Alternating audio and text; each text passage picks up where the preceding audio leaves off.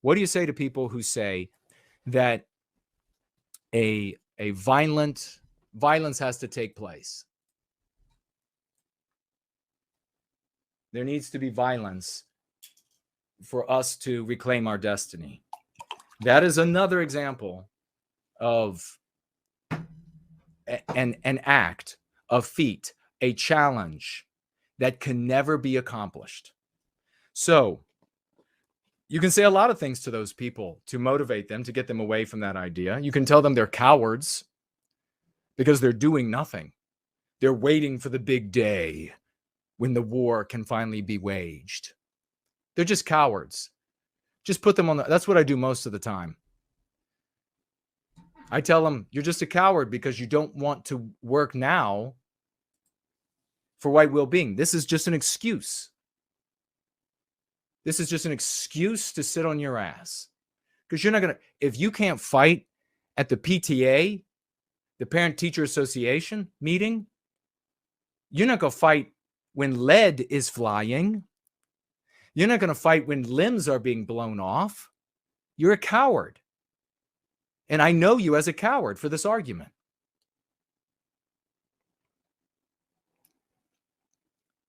Furthermore,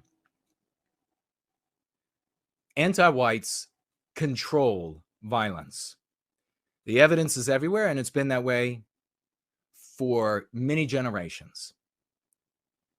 The field of violence is one in which anti-whites in the regime want us to venture because it's impossible to contend with them.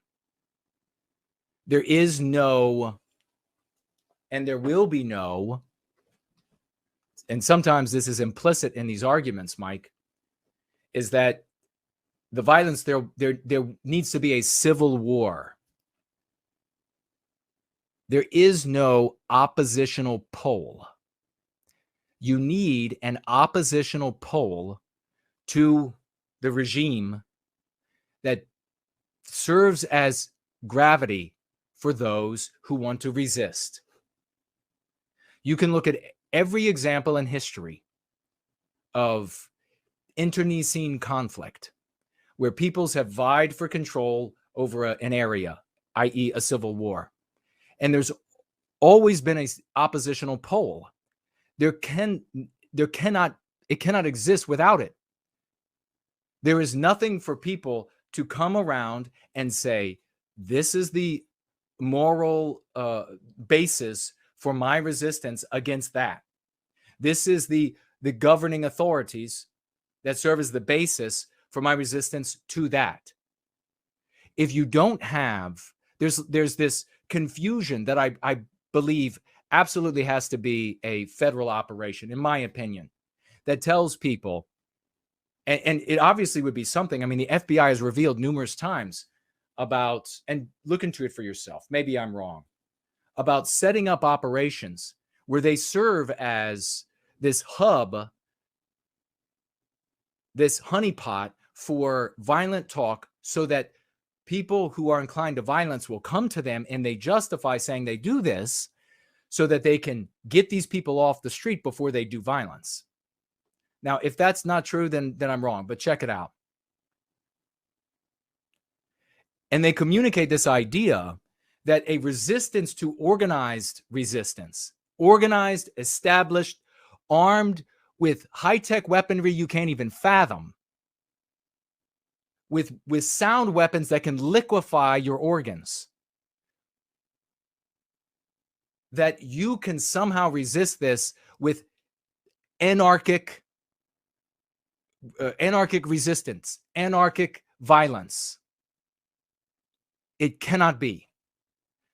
Just imagine being in a village of 100 people. And even if you had 90 of them who were angry, but the requirement here in this thought experiment is that the 90 of you cannot come together to resist the 10. Because that's the reality of our countries and our civilization. There's no oppositional pole. You can't come together. There is no, like in the War for Southern Independence, it was, you had an entire ethnicity. You had established figureheads. There was a morality in the South. There was a history, etc., that all of these people clung to. There was authority in the form of government across the South. That 90 in that tribe of 100 would never be able to overcome the 10 because of it. End of conversation. So anybody saying there has to be violence, you can just tell them right there on the spot, you're just a coward. If you can't take somebody calling you a bad name, you're not going to take anybody shooting a sound cannon at you that will turn your heart muscle into loose tissue, my friend.